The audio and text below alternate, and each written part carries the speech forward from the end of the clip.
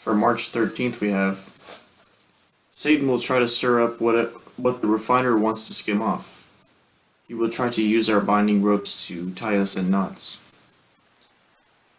Basically, the normal sins we found ourselves falling into or whatever, Satan will tempt us with that. Which is total nonsense. It's all in your brain. There is no one like you, God, who rides on the heavens to help me. What? So is he riding on the chariot in front of the sun just like Apollo or what? And who rides on the clouds in your majesty, even though cloud is just vapor flying around in the air. The Bible says that God has clouds stored up in storehouses, because that's true. You, the eternal God, are my refuge. Even though I actually have to build a house, when there's a storm.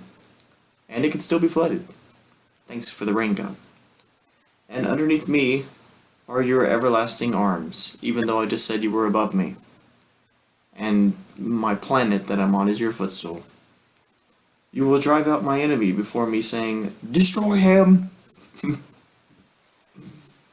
Because you love all my enemies. I'm just kidding, you hate them and you want them obliterated. It's a good thing that was talking about Deuteronomy. 33:26-27.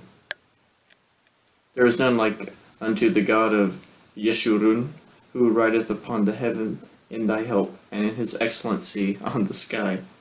The eternal God is thy refuge, and underneath are the everlasting arms, and he shall thrust out the enemy from before thee, and shall say, "Destroy them!" Because he's a loving God. That's how much he loves the people you're destroying. Who is like your children, O God? A people saved by the Lord. Well, how about the Israelites? They're about the only ones. You are my shield and helper and my glorious sword. Cause my enemy to cower, Lord, as I turn my other cheek.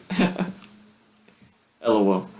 Trample down his high places, because that's nice. Let's go 2 verses down.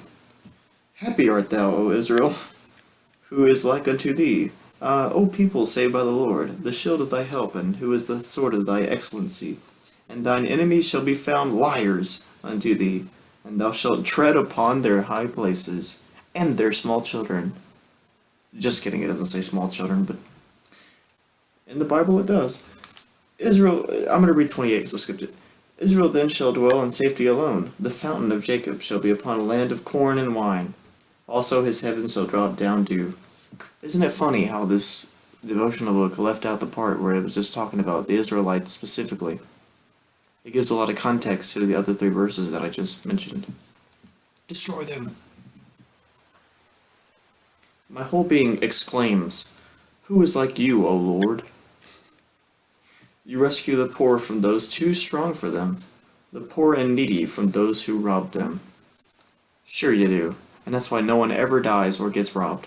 And that's why I didn't just give $2 in quarters to a homeless guy on the street who was saying he was broke.